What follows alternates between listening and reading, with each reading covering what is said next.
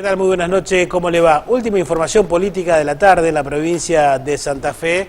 El ministro de la cartera de Seguridad, estamos hablando del licenciado en Ciencias Políticas, Maximiliano Puyaro, dio una conferencia de prensa en la capital de la provincia, fue transmitida por los medios más importantes de la histórica ciudad de Santa Fe hacia el resto de la provincia, una conferencia de prensa a las 5 de la tarde, le decíamos, sobre las escuchas que lo involucran y que se conocieron durante las últimas semanas, en donde se sospecha que el ministro del área de seguridad estaría de alguna manera presionando o quizás con su cargo, chapeando, como se dice en la jerga política, para que distintos comisarios de distintas jefaturas de la provincia de Santa Fe puedan acceder a un grado superior y de esa manera ser una suerte de dirigentes o en todo caso representantes de la fuerza policial de la provincia cercanos al propio ministro. No como una tropa propia, sino como una cuestión de articulación política que tiene que ver con una,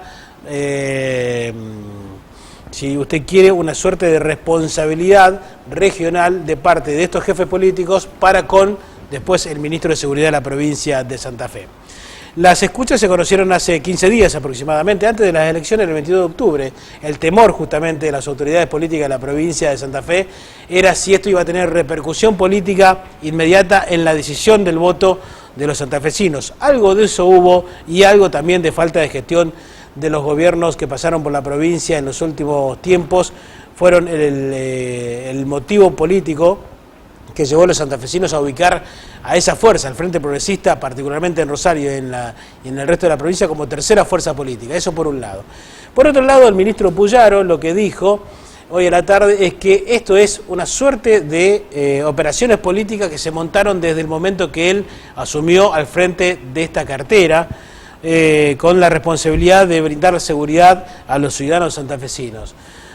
Cuando no se tiene respuesta política se habla de operaciones políticas, muchas veces en el 90% de los casos. Lo que le decimos al ministro Puyaro es que hay una escucha que a él lo involucra, porque es su voz y su teléfono, hablando con hombres cercanos de su estructura de seguridad, en donde hablan de un comisario determinado que es Adrián Rodríguez, alguien que era inclusive del Gran Rosario, se crió en Fray Luis Beltrán y cursó su estudio secundario en el Colegio San Carlos de la ciudad de San Lorenzo y después estudió para la jerarquía policial en la capital de la provincia de Santa Fe. Este comisario, Adrián Rodríguez, estaba vinculado a una sospecha sobre ciertos manejos irregulares de fondos públicos destinados para el mantenimiento de la estructura policial, pero que eran derivados hacia otras, con otras finalidades. Lo que hay como repercusión política de esto es que el ministro Puyaro tardó mucho más del tiempo debido para dar una respuesta, tuvo que llamar a una conferencia de prensa para desligarse de una situación. El fiscal que investigaba esta causa, mire cómo llegó la cuestión política a esto, el fiscal santafesino que investigaba esta causa que lo involucraba al ministro Puyaro, un día fue a tomarle declaración a Adrián Rodríguez y se encontró con una comunicación interna de la Suprema Corte de Justicia de la provincia de Santa Fe que los desligaban del caso. Era el único que había puesto por lo menos una decisión política de investigar esta sospecha sobre un comisario y el titular del área de seguridad de la provincia de Santa Fe. La sospecha de tráfico de influencias.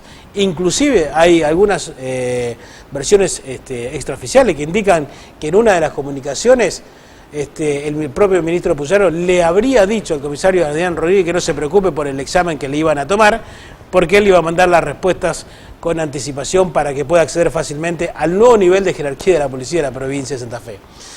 Lo concreto es lo siguiente: la policía de la provincia de Santa Fe es una estructura con alto grado de prostitución, se puede decir, entre comillas, o prostituida por sus relaciones con las mafias, con la droga, con el narcotráfico. Tenemos un ex comisario de la policía de la provincia de Santa Fe que fue titular del área de drogas peligrosas, preso todavía, estamos hablando del comisario Tognoli. Sabemos que hay una policía que tiene altos grados de corrupción interna, porque son nichos históricos del juego clandestino, del robo de ganado, de la piratería del asfalto y cientos de elementos más que hacen al campo delictivo, que fueron alimentando justamente la caja de la policía, porque la caja de la policía alimenta la caja negra de la política. Esto es así. El tema es hasta dónde llega Puyaro. Si él en realidad va a dignificar el puesto que tiene o va a ser parte del discurso y del relato que le impone cierta corporación. Cuando hablamos de la corporación, hablamos de los intereses que son intereses oscuros en el tema y en las cuestiones de las relaciones institucionales en la provincia de Santa Fe. Por decirlo de alguna manera, mire, la verdad que la historia de la policía de la provincia de Santa Fe es una historia pesada, oscura, y que en la estadística de las escuelas con más de las policías con más sospechas de corrupción están en nivel 2 en la República Argentina. Después, obviamente, de la policía de la provincia de Buenos Aires, particularmente la del conurbano. Bueno, ese es el panorama político hoy en la provincia de Santa Fe. ¿Habrá repercusión política? Muchos hablaban de la renuncia de Puyaro hoy a primera hora de la mañana. ¿Habrá repercusión política? Mire, el voto del 22 de octubre fue tan tajante que si eso no se toma como repercusión política de ciertos errores de gestión política al frente del gobierno de la provincia de Santa Fe, bueno, hay que ser divino para buscar otro argumento. Buenas noches, esto es Tiempo Real, ya comenzamos, nuestro primer invitado es Esteban Guida, economista de la ciudad de Rosario. Vamos a ver si vemos imágenes de Mauricio Macri cuando presentaba en el Centro Cultural Néstor Kirchner hace una semana atrás su plan de reforma de ciertas estructuras del gobierno de la nación y estructuras que tienen que, reformas de estructuras laborales particularmente que intenta hacer el gobierno de la nación. Una de ellas es la reforma en el ámbito laboral. Hay 4 o 5 puntos que son importantes para analizar y le vamos a preguntar a Esteban Guida justamente sobre estos puntos. Flexibilidad laboral, ¿cambia la jornada laboral de 8 horas en Argentina? Es una de las intenciones del gobierno de la nación, apoyada por el sector empresarial. La modificación del concepto del trabajo, esto me llamó poderosamente la atención. Si quiere lo leemos textualmente. La mayor transformación de fondo se da en el concepto del trabajo, que rige la relación entre el trabajador y su empleador. Un empleador, un empleador empresarial no es lo mismo que un trabajador. Usted no se sienta con bujibor a discutir sobre su salario. Evidentemente hay un desnivel de fuerza, si usted quiere, un desequilibrio de fuerza. Limitación de los juicios laborales, algo que siempre protegió a aquel trabajador que se quedó sin su fuente laboral y pudo sostenerse con eso un tiempo hasta conseguir otro puesto laboral. Usted sabe que en Argentina no es fácil saltar de un trabajo a otro, sobre todo cuando se tiene cierta edad, ¿no? Blanqueo y cambios de indemnizaciones, achicar el nivel de indemnizaciones, acuerdos sector por sector, eso es también otra de las modificaciones relativo, reducción de aportes patronales, otra gran modificación que cambia la historia del mundo laboral en Argentina, límites a la posibilidad de accionar contra empleadores por parte de los asalariados, transformación de planes asistenciales, alcances de los beneficiarios. La medida se iba a focalizar en PYME, pero parece que con el triunfo electoral se va a ampliar en el mundo, a nivel global en el mundo laboral argentino. Más controles, esto fue con una suerte de veña de la CGT, más controles sobre el trabajo en negro. Bueno, sería una de las modificaciones que podría generar buena expectativa en torno a los trabajadores en la Argentina. Y una serie de puntos más que es muy largo mencionar. Está Juan Nucci, con él vamos a hablar sobre estos puntos también. Está Daniel Sinali, intendente de Capitán Bermúdez. Después hablamos sobre el resultado electoral en una de las ciudades más importantes del área metropolitana del Gran Rosario. Esteban Guida, buenas noches, ¿cómo le va? ¿Qué tal, Juan? ¿Cómo está usted? Bien. ¿Se viene esta reforma que plantea el gobierno? Porque estos son, hasta el momento, algunos puntos que pudieron extraer de una suerte de documento o de un dossier secreto que maneja el gobierno con mucho celo, pero que sería el proyecto que enviarían al Congreso para reformar justamente el mundo laboral. ¿Es así? Bueno, después de las elecciones legislativas de octubre pasado, el gobierno creo que se esforzó para hacer o interpretar el resultado como un cheque en blanco, digamos, como piedra libre para aplicar un conjunto de reformas que decía pendiente y que incluso ya se habían anunciado que venían después de esta prueba democrática. Así que, digamos, lo que por ahí resulta interesante y que creo que congestiona la agenda de discusión es la velocidad, ¿no? de varias reformas muy importantes juntas. Y déjame agregar uno, sí, solamente para mencionar algunos temas que no están en la agenda, pero son realmente muy importantes. ¿Por ejemplo? Bueno, el tema de la divisa, ¿no? Hace una semana, por un decreto, el gobierno quitó todas las regulaciones relativas a la liquidación de divisa. Esto que no está en la agenda mediática o en algunos medios especiales, significa que un exportador de cualquier producto que venda al exterior un bien elaborado en Argentina, con con el contenido de recursos naturales, mano de obra y riqueza nacional, no va a tener ningún tipo de exigencia respecto a la liquidación de divisa, eso significa a la venta de los dólares en la economía argentina, y que podrá depositar esos dólares en donde quiera, en cualquier parte del mundo. Esto es una medida, ya tengamos presente que ya se había llevado a 3.650 días el lapso, o sea, 10 años. A 10 años, sí. El lapso para liquidar las divisas. Pero ahora fue al máximo el gobierno y con un decreto, de un día para otro, se quitaron todas las regulaciones y los decretos relativos a este tema. O sea, junto con dos reformas muy importantes, que son la tributaria y la laboral, que están en el tapete, hay otras medidas que están ocurriendo y que marcan claramente la orientación y la idea del gobierno respecto a cómo tiene que generarse la riqueza y distribuirse en los... ¿Pero de esa manera se va a planchar la economía aún más o no? Bueno, el argumento... Digo, porque si hay una fuga de capitales tan importante, si hay escasa inversión, si se genera una deuda como la que se generó en 2 años de 40.000 millones de dólares con organismos internacionales, si se priorizan otras maneras de especulación económica, digo, se va a planchar la producción y va a crecer el desempleo, es una cuestión lógica. Fíjate que el principal argumento que tiene el gobierno para decir que sus medidas van a generar crecimiento económico es la inversión privada. O sea, está enfocado ahí el argumento de por qué tiene que crecer la economía. Y la inversión privada, obviamente no de todos los privados, sino de las empresas básicamente, y no de todas las empresas, sino de las grandes empresas posicionadas en los sectores estratégicos exportadores. Esto, digamos, es conocido en la Argentina, ¿no? Digamos que podría retrotraerse al modelo agroexportador de finales del siglo XIX, cuando la Argentina estaba básicamente organizada en términos de lo que se exportaba al exterior de materias primas. Pero era otra economía de más de 100 años atrás. Y en ese punto también hay una cuestión. Tenemos el mito de que en ese momento se llegó a ser el 6º país del mundo, sí, pero con una exclusión social del 70%. Totalmente. Y otra cosa interesante, fíjate que en el año 1992, 1993 y 1994, bajo la gestión de Menem, en plena vigencia del plan de convertibilidad, la Argentina creció alevosamente, para darte un número redondo, 10%, 9% y 5% en los años que dije. Ahora, concomitantemente, o bien el mientras tanto, la desocupación pasó del 6% al 15%. La exclusión creció en niveles alevosos, la subocupación a otro 15%, y empezó a verse con claridad el fenómeno de la pobreza estructural y de la exclusión. O sea, y el deterioro de la calidad del trabajo también. Exactamente. O sea, el crecimiento económico impulsado por algunos sectores concentrados no quiere decir el desarrollo equitativo y que alcance al conjunto de los argentinos.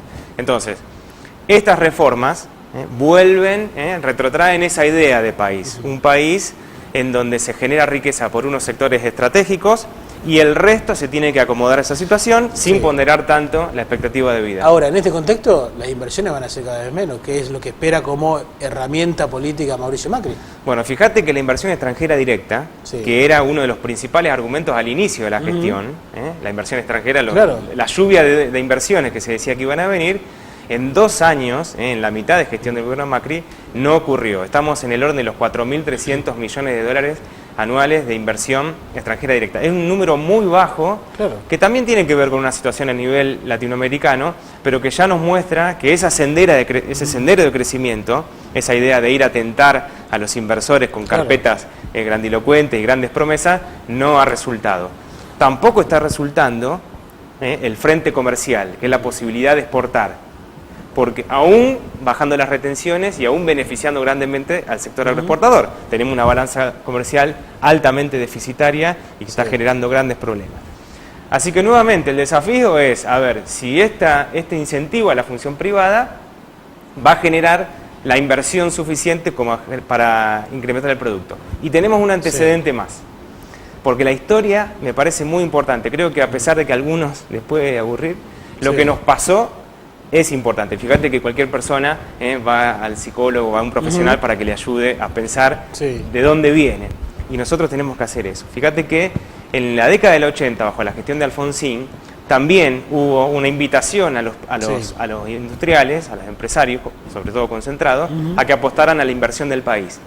Y no hubo esa respuesta, hubo una especulación financiera. Sí, recuerdo únicamente el caso Chevrolet.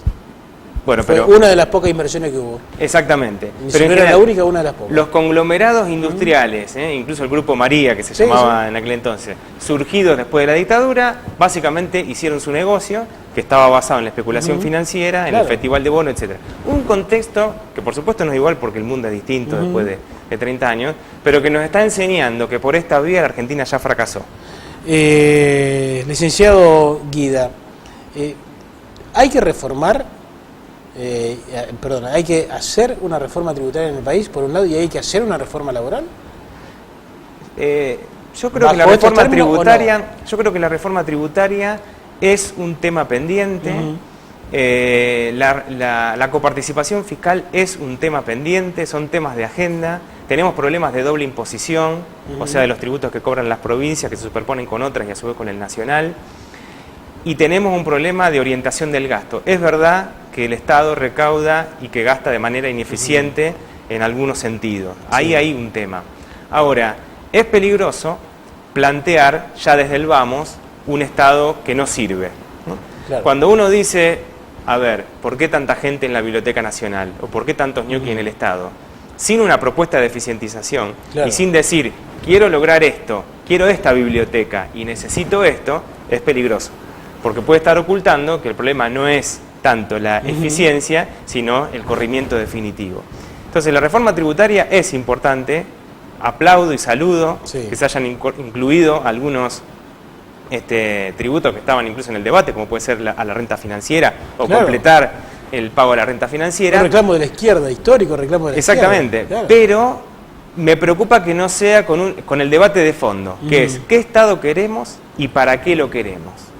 Porque la recaudación es para financiar un trabajo, el trabajo de los bienes y servicios públicos, que es la educación, la salud, la infraestructura. La seguridad, Pero si ya desde el vamos estamos diciendo que el Estado no sirve para nada, que es una gran mochila de peso para el sector privado, bueno, ahí hay un gran problema porque se está ocultando una idea de fondo que directamente eliminarlo y correrlo del esquema. Licenciado Guida, ¿cómo está la economía argentina y qué perspectiva tiene de aquí a 2 años? Bueno, estamos aquí a 2 años por el plazo político. Lo que queda del gobierno está muy bien.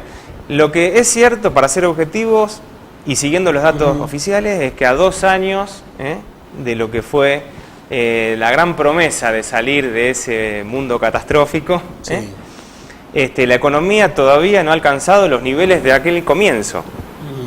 Porque es cierto que en el 2017 estamos teniendo una leve mejora en algunos indicadores. Pero la caída que sufrió la economía en el 2016 fue muy grande y todavía no logramos recuperar.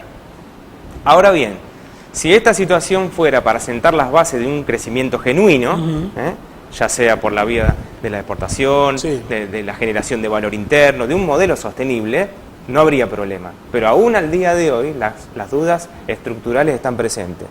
Y te la grafico de esta forma. El sector público tiene un déficit fiscal muy alto, que crece día a día, y el frente externo, que es la riqueza genuina que generan los argentinos, que es lo que uno vende al resto del mundo menos lo que compra, sigue siendo también negativo. Entonces, no hay una forma de sostener el crecimiento por la vía del endeudamiento, que es lo que salva las papas de estas cuentas. Sí, por un tiempo. Y esa es la gran duda. Con déficit gemelo ninguna economía puede sostenerse. Así que yo creo que mirando la película, para no ser tan puntuales en los indicadores del mes, las grandes dudas están en no volver a un esquema que es altamente regresivo, que beneficia a unos pocos, que permite la fuga de capitales, pero no genera las bases para un crecimiento y un desarrollo sostenible. Gracias por venir. No, gracias a ustedes. Vamos a hacer la primera pausa. Ya viene Daniel Sinal, intendente de Capitán Bermúdez. Antes le decimos a los familiares de los 5 rosarinos asesinados en Manhattan, en Nueva York, hace una semana exactamente, toda nuestra condolencia y todo nuestro apoyo para que puedan y tengan la posibilidad de seguir sorteando la vida a partir de este momento. Es un momento muy, pero muy difícil. Y antes de la pausa, 2 informaciones más. Una de último momento, hay una cadena de perfumería en la ciudad de Rosario, de nombre Yerlero. Tiene muchos locales y ha crecido mucho en los últimos 10 años quizás. Bueno, en este momento acaban de cerrar la sucursal que tenían en zona sur, no tengo específicamente el lugar, y se habría despedido a parte del personal de esta firma. Estamos hablando de la empresa Yerlero de la ciudad de Rosario. Y además le decimos que una familia tipo en la ciudad de Rosario, en la segunda ciudad más importante de la República Argentina, necesita 25.700 pesos por mes para llegar al otro mes. 25.700 pesos para sobrevivir. Cuando comenzamos difundiendo estos datos, que era del CECIAC, se necesitaban 8.000 pesos. Mire cómo estamos ahora, necesitamos casi 20.000 pesos más. Pausa, la primera del programa, ya viene Daniel Sinal, intendente Capitán Bermúdez, que le ha ido muy bien en las últimas elecciones.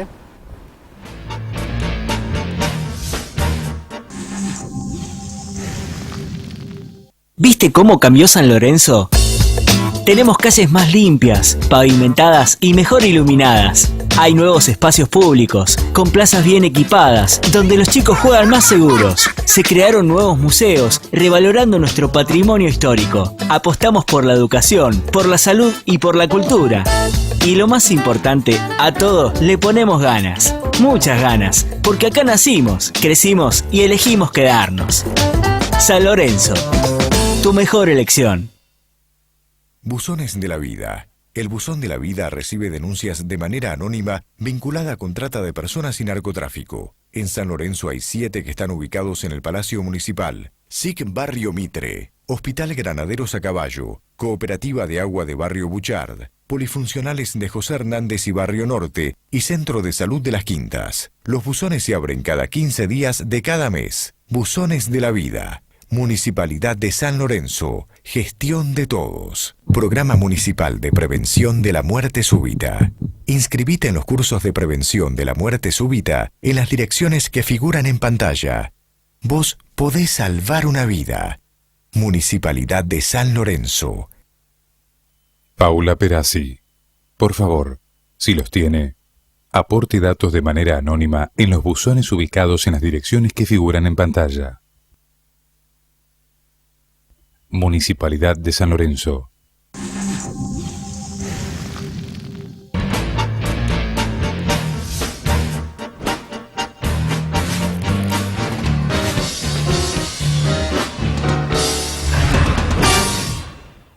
Segundo bloque del programa está Daniel Sinal, intendente de Capitán Bermúdez.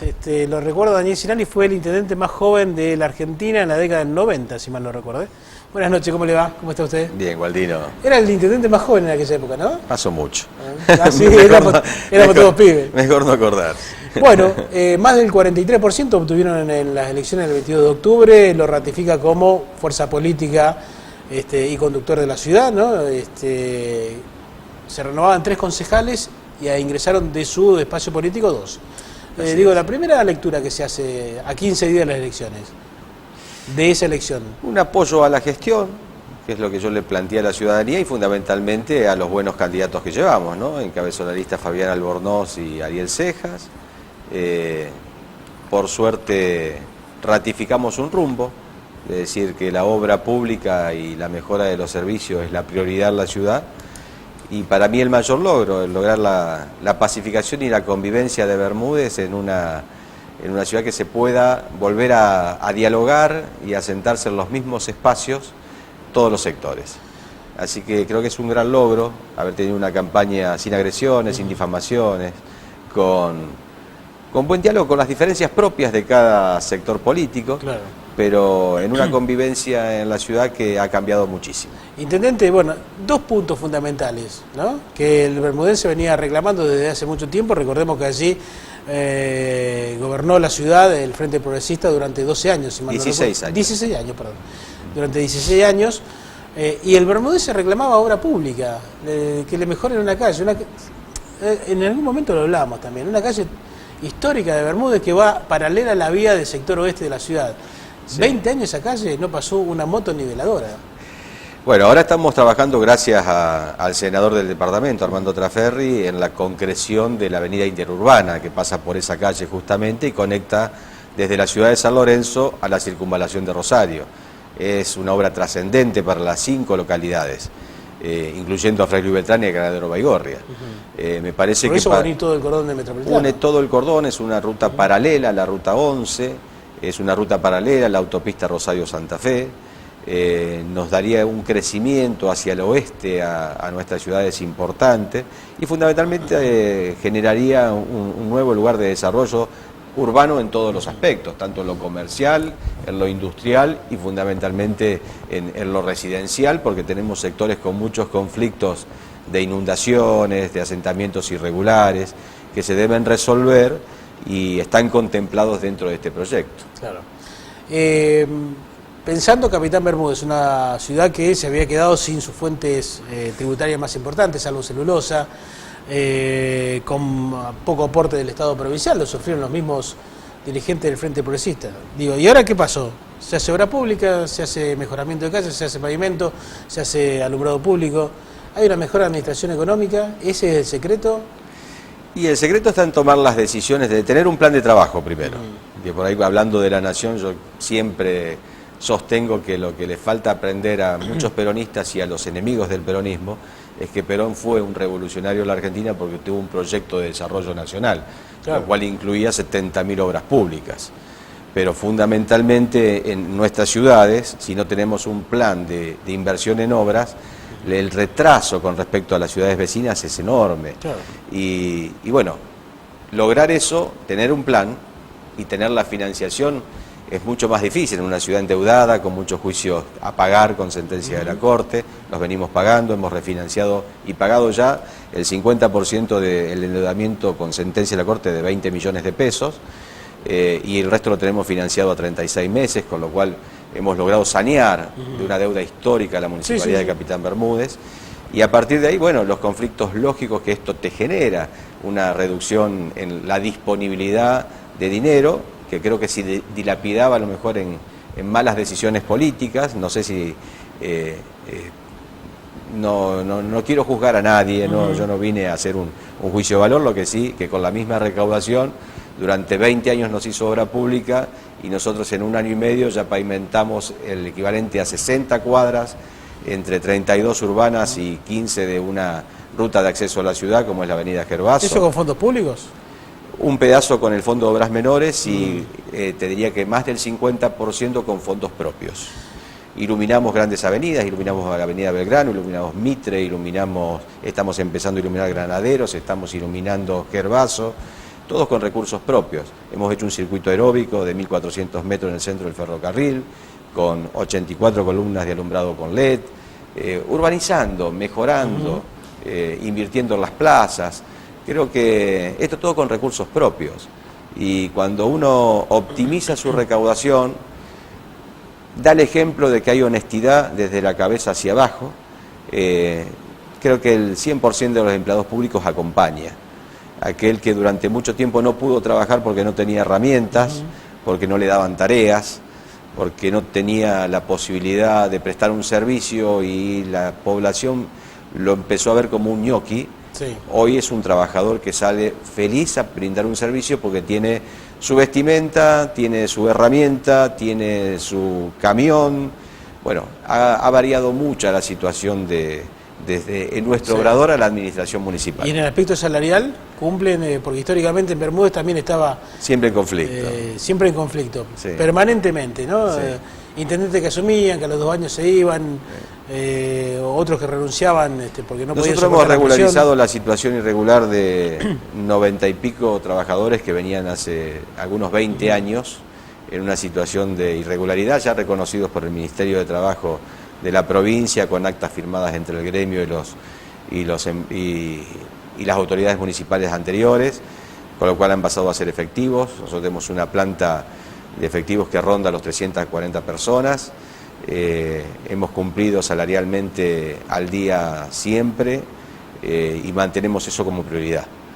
Y bueno, después tenemos los auxiliares nuestros, que son los que trabajan junto al gabinete municipal, y muchos que por ahí vienen y aportan horas cobrando algún subsidio desde el municipio para solventar una situación económica difícil. Nuestra ciudad tiene una gran carencia económica, vive principalmente del montaje y la construcción, como vos bien decías, que industrias grandes no se han asentado en nuestra ciudad. Nosotros no tenemos un puerto que permita la salida ni de cereales, ni de aceites. Porque grandes contribuyentes solamente que celulosa. Celulosa, queda, bueno, lo que era Verbano, Bayar actualmente, y algunas otras empresas que han crecido,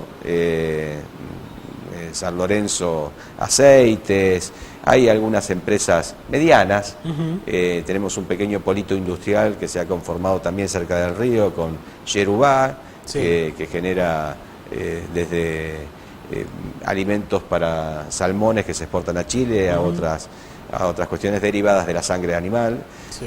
un frigorífico Ciclo 2, el peladero más grande de la provincia de Santa Fe, de pollos, por supuesto. Sí, claro.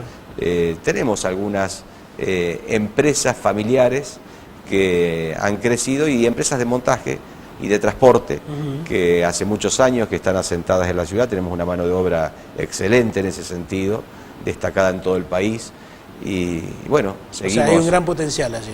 Hay un potencial de trabajadores, de conocimiento, y también tenemos predios que no están usados, lo que era la ex Electroclor, Claro. Petroquímica Capitán Bermúdez, que hablando con el gobernador Lischin, surgió la idea de tratar de hacer en conjunto con la familia Tasseri, que es la propietaria del predio, un parque industrial que nos permita la radicación de nuevos emprendimientos.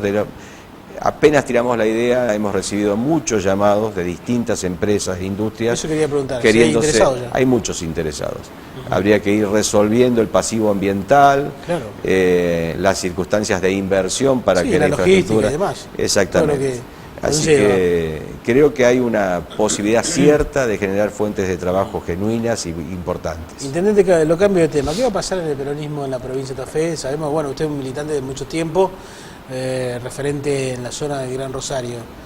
¿Qué va a pasar con el PJ? Porque digo, hoy el PJ también, de alguna manera, tiene que plantearse una discusión interna, buscar objetivos políticos, salir de esta suerte de atolladero que tiene la provincia de Santa Fe, que ya lo lleva lejos de los cargos de decisión política, como la gobernación de la provincia, desde hace 10 años aproximadamente. Sí, nosotros nos venimos referenciando con el senador del departamento, creo que tiene un excelente bagaje de antecedentes y de trabajo político para hacer, pero el peronismo en su conjunto en la provincia de Santa Fe yo creo que adolece como un montón de fuerzas que, acostumbrados a ejercer el poder, cuando pasan a la oposición les cuesta mucho recomponerse internamente, unir los distintos sectores y en base a eso conformar un frente electoral que permita que otros sectores políticos también se sientan representados por esa columna vertebral que puede ser el justicialismo.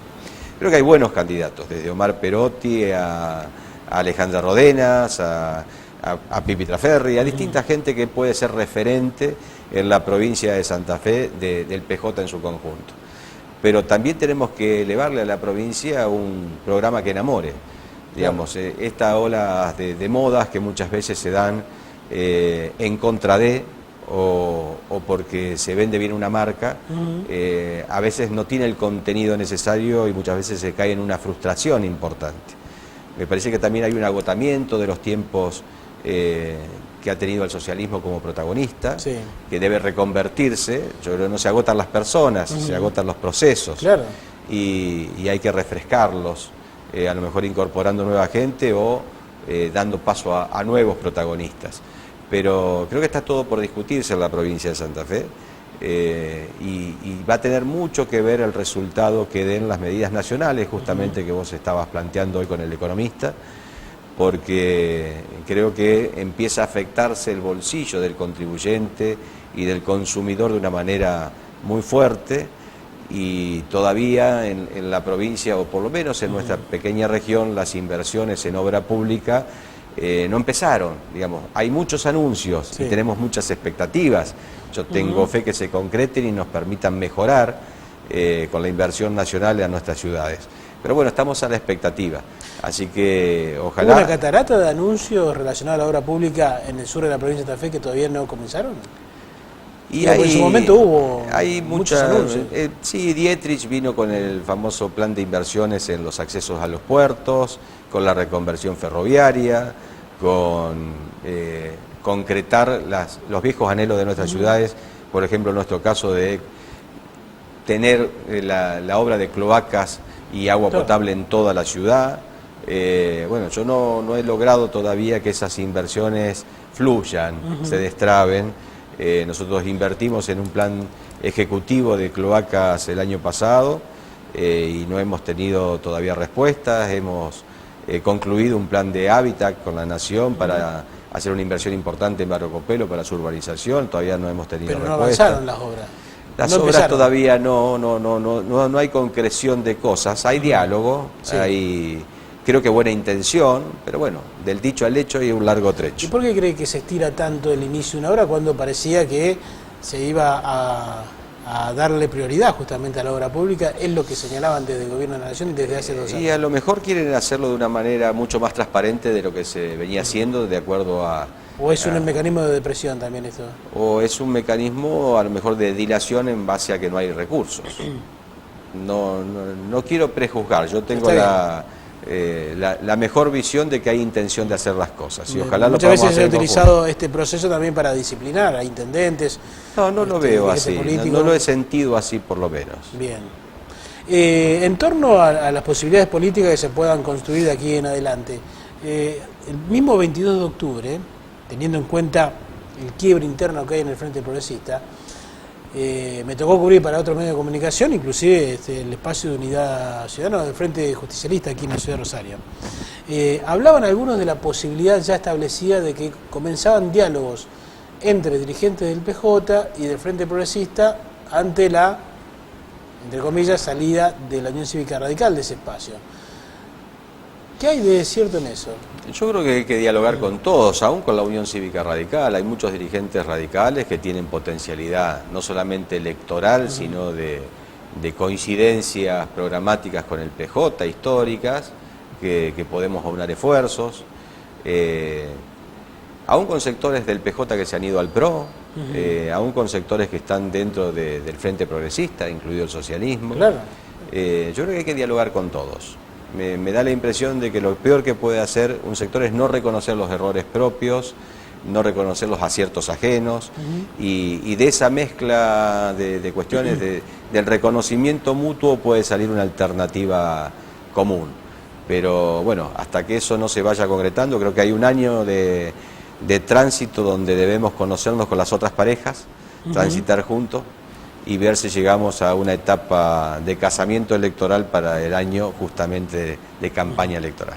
Intendente, la última consulta, una tiene que ver, ¿cuál es su impresión a casi 2 años, podríamos decir, faltan algunos meses, ¿no? En todo caso hasta el 10 de diciembre, se cumplirán 2 años del gobierno de Mauricio Macri, de Cambiemos?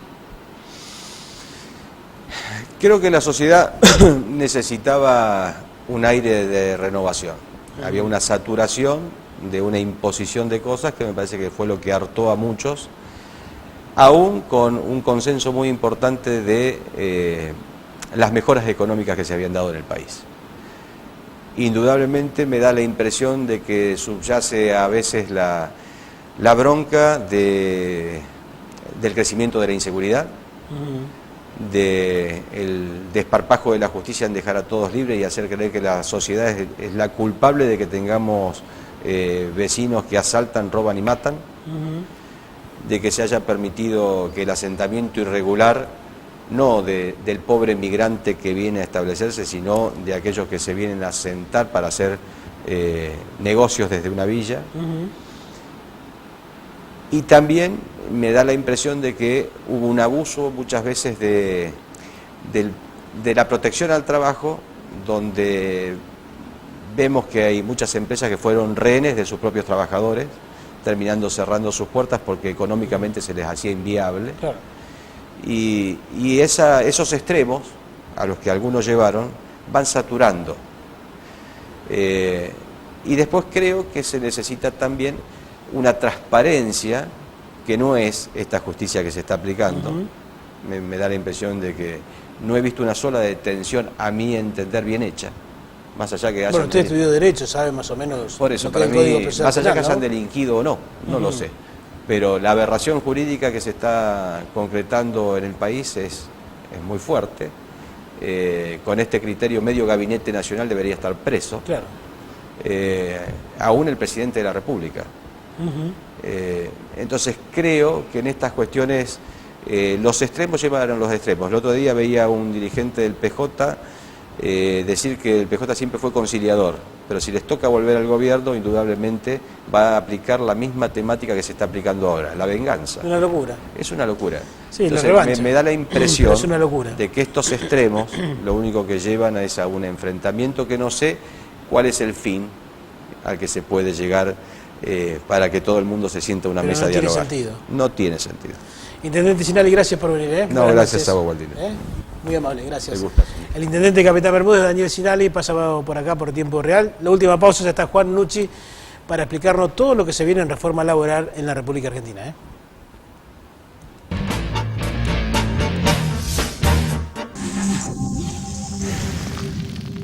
¿Viste cómo cambió San Lorenzo?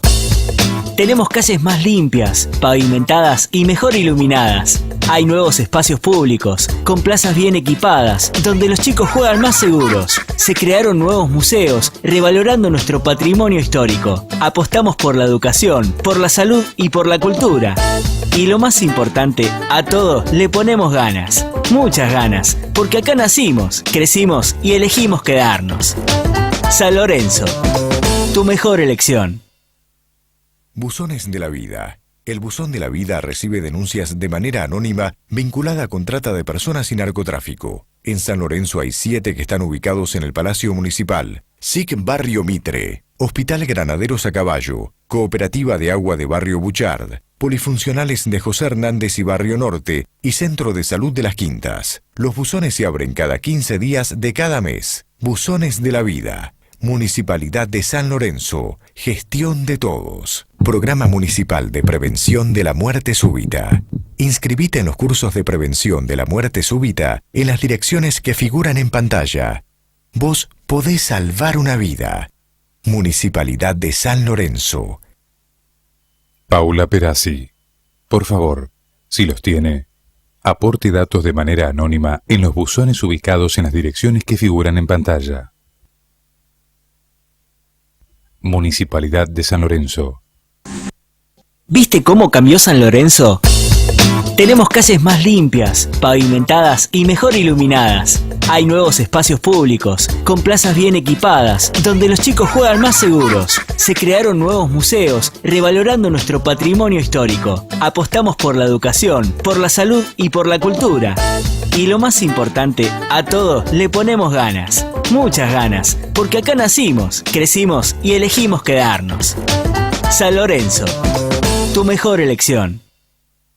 Buzones de la Vida. El Buzón de la Vida recibe denuncias de manera anónima vinculada con trata de personas y narcotráfico. En San Lorenzo hay 7 que están ubicados en el Palacio Municipal. SIC Barrio Mitre, Hospital Granaderos a Caballo, Cooperativa de Agua de Barrio Buchard, Polifuncionales de José Hernández y Barrio Norte y Centro de Salud de las Quintas. Los buzones se abren cada 15 días de cada mes. Buzones de la Vida. Municipalidad de San Lorenzo. Gestión de todos. Programa Municipal de Prevención de la Muerte Súbita.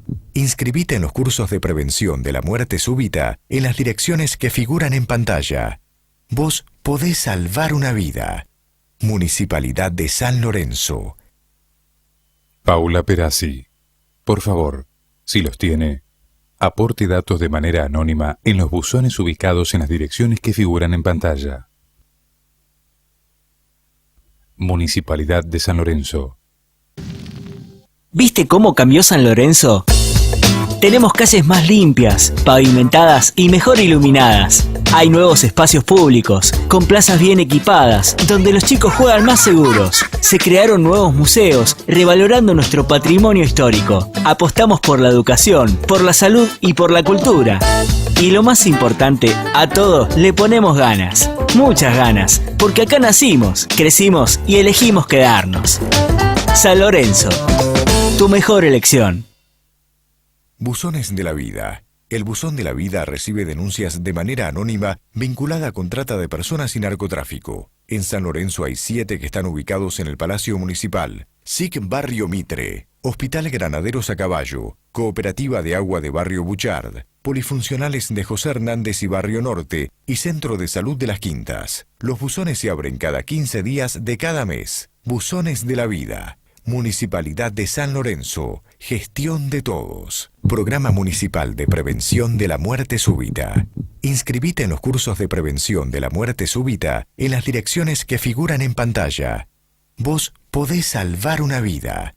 Municipalidad de San Lorenzo. Paula Perazzi. Por favor, si los tiene, aporte datos de manera anónima en los buzones ubicados en las direcciones que figuran en pantalla. Municipalidad de San Lorenzo.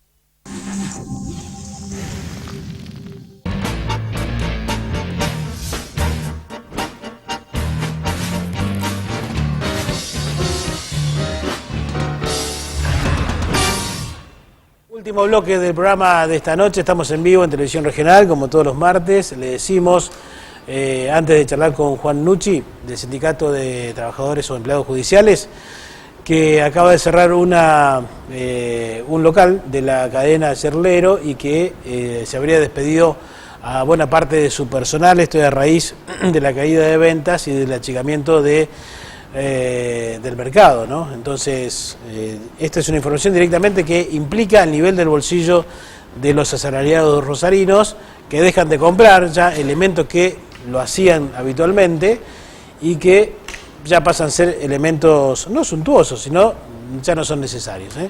Es por eso que se achica el mercado interno, no hay capacidad de compra, cierran los negocios. Juan Nucci, buenas noches, gracias por estar aquí. Se viene hablando de la reforma laboral en la República Argentina. Ustedes han conformado un nuevo espacio ya hace un par de semanas. La semana pasada estuvo, hubo varios integrantes de ese nuevo espacio, que es el Movimiento Obrero Santafesino. Estuvo Alberto Boto de Luz y Fuerza. Le agradezco que haya venido. ¿Qué es lo que se viene con la reforma laboral? Bueno, yo creo que en primer término hay que enmarcarlo, me parece, al proyecto y a esta ofensiva del gobierno, en que primero estamos, digamos, ante un gobierno democrático que ha sido legitimado por las urnas hace poco. Me parece que en el análisis nosotros no podemos obviar eso. Esto no es una dictadura. Claro. Y alguien podría decir que en el 2015 el presidente Macri mintió con la bajada de inflación en meses, sí, con el fútbol para todo, con el no endeudamiento, la devaluación, pero ahora no. Todos sabíamos que si se ratificaba iba a pasar esto. El segundo paso iba a ser este. Y la sociedad lo ratificó. Ahora malentendido, porque si uno ve, vienen compañeros nuestros que han votado, sí, y dicen, pero están así. Y sí, dijeron que iba a ser así y es así. No hay que desligar el análisis de que el presidente Macri, no bien asumido, dijo que en el campo del trabajo venían por un cambio cultural. Lo dijo, son recursos públicos. Y lo dijo sin artilugio, claramente. Y una ofensiva contra todas las estructuras de defensa del trabajador. La mafia del abogado laboralista, la industria del juicio, el pedido de juicio político a los jueces que fallaron a favor de los trabajadores, caso Cetera, caso Asociación Bancaria a nivel nacional, y bueno, y ahora la ofensiva por los sindicatos. En un país en el cual la flexibilización laboral, digamos, ya está instalada a partir de que se aumentó la desocupación. El primer gran disciplinador laboral es el aumento de la desocupación. Claro. O sea, ahí no hace falta, digamos, ley, decreto. Claro. El trabajador ve que, bueno, recién está dando aviso de despido, ve que la bala pican cerca y empieza a aceptar cuestiones que en otra época son inaceptables. Claro, lo que sea. ¿No? Con tal de no perder su puesto laboral. Exacto. Y ahora viene, bueno, es una especie de restauración preperonista, cuando uno escucha. O sea, cuando hablamos de destruir la justicia laboral, o sea, la justicia del trabajo la creó el general, bueno, entonces era Coronel Perón cuando la creó, digamos, pero es una creación del peronismo, o sea, un ámbito judicial que no trate igual a dos desiguales como son el trabajador y el empresario. Casi quiere igualar todo. Después, digamos, y tiene... Cuando dice preperonista estamos hablando de la década del 30, 20, exactamente, principio del siglo XX. O sea, la falta de protección, la falta de, digamos, de un sindicalismo organizado y ordenado, o sea, mucho más de respuesta que de propuesta política o de vocación de poder, o sea, una sociedad absolutamente fragmentada, digamos, con todos los efectos de la crisis del 30, la década infame, o sea, claro, en el momento que con... Sí, los niveles de explotación. Cuando hablabas en el primer bloque, con Con Esteban Guida. Con Esteban Guida, hablaba de si Argentina era granero del mundo, pero era una piojera para el trabajador del país. El 75% de la población excluida de cualquier ley social. Absolutamente, y quien uno recuerda que los abuelos contaban, ¿viste? Claro, una miseria espantosa. Bueno, yo creo que hoy tenemos un gobierno de derecha que gobierna con las características de la derecha. O sea, que hay una discusión central, ¿no? Es la distribución del ingreso. Y un gobierno de derecha procura desplazar ingresos de los sectores populares del trabajo hacia los sectores concentrados de la economía, de la que ellos forman parte, por supuesto. Claro. Digamos, parece, en ese marco es que hoy se viene con esta reforma laboral que tiene mucho que ver con lo que está pasando en Brasil, digamos, está claro. Sí, aclararon que no es la reforma de Brasil. Pero sí es una reforma en definitiva, porque si cambia hasta el concepto de la relación del trabajo, cambia los juicios laborales, cambian la cantidad de horas laborables, cambia quién paga la indemnización. Pero además, está cambiando estructuras muy fuertes. Y ese, digamos, el aspecto que se quiere pintar como positivo de la falta de punibilidad para quienes tengan empleados en negro para que los blanqueen. Claro. Uno lo hace recordar, en la década del 90, cuando el menemismo empezó con la flexibilización, decían que bueno, que el peronismo había enviciado al trabajador, le había dado muchos derechos, entonces que había que proteger a los patrones, y que patrones que tuvieran más facilidad para despedir iban a tomar más trabajadores. No, la lógica es, el patrón que tiene más facilidad para despedir, despide. Así terminó en Argentina. Un empresario ve que es impune el trabajo en negro, no va a blanquear, va a tomar más en negro. O sea, son cuestiones de la lógica. Es para evitar cargas sociales y demás, y aportes previsionales. La reducción de aportes patronales es ganancia. Claro. Cualquier empresario te lo puede decir con total crudeza y tranquilidad. Claro. O sea, digamos, menos costos es mayor ganancia. Esa es la lógica empresaria. Bueno, lo dijo Macri en un programa de Neusta, eso también. Exactamente. Juan, ¿qué va a hacer el movimiento obrero? Bueno, nosotros estamos en una construcción realmente novedosa, interesante, que tiene que ver también con la realidad. Yo creo que en los momentos de crisis y de resistencia, el movimiento obrero es quien siempre tiene más reflejos, y en la Argentina eso suele ocurrir desde el interior, como ha pasado en los grandes movimientos, digamos, y puebladas de los 60, Cordobazo, de los 70, el Viborazo, el Mendozazo. Las respuestas al menemismo, digamos, y yo creo que está pasando mucho en el interior, pero Santa Fe en esto está dando un paso muy fuerte. Se ha constituido el movimiento obrero santafesino, digamos, todo el sindicalismo que entendemos a la CGT como modelo sindical estamos, y está la CTA, digamos, la CTA de Yasky, lo cual digamos, implica una gran representación. Bueno, nosotros estamos afinando ideas, por supuesto que estamos haciendo los primeros pasos, pero creo que vamos camino a lo más probable. Primero, una campaña de difusión de lo negativo que es, en términos concretos, para el trabajador todas estas políticas que se están implementando, algo muy didáctico, para que lo podamos manejar todos y discutir todos, y digamos, lo más probable es que antes de fin de año tenemos muchas ganas de hacer un congreso provincial de delegados, o sea, un congreso de cuadros sindicales de toda la provincia de Santa Fe, ya empezando a diseñar políticas de resistencia que pueden tener como paso siguiente alguna movilización. Más o menos eso, en trazos gruesos, es lo que estamos discutiendo. Ahora, la CGT ha tenido una actitud titubeante a nivel nacional durante los últimos 2 años, casi. Así es. ¿Se le transformó en una suerte de mochila el movimiento obrero, quizás regional? Y nosotros somos una porque en cualquier mesa de negociación le dicen, bueno, pero la CGT hace otra cosa. Somos una consecuencia de la falta de estar a la altura de las circunstancias de la conducción de la CGT, particularmente el triunvirato. Yo no juzgo intenciones, ya miles de cosas, de las razones por las que los dirigentes de la CGT tienen esta pasividad. Pero lo real es que han consentido y están consintiendo todos estos avances mansamente. Inclusive el único paro que se hizo, o sea, nos dieron el consejo de que nos fuéramos a tomar mate a la casa. Más dominguero imposible. En ese sentido, bueno, nosotros como MSR en Rosario creo que dimos una gran muestra de diferenciación, porque lo hicimos con movilización, que nos parece que es una manera también de expresar el descontento de los trabajadores y de sectores de la sociedad que coinciden con nosotros, ¿no? Ahora, Nucci, el grueso de los votos de Cambiemos también son de los trabajadores. Sí. Y esa es ¿Cómo se interpreta esto? Bueno, primero yo creo que ha habido En esto, como siempre, hay factores internos y externos.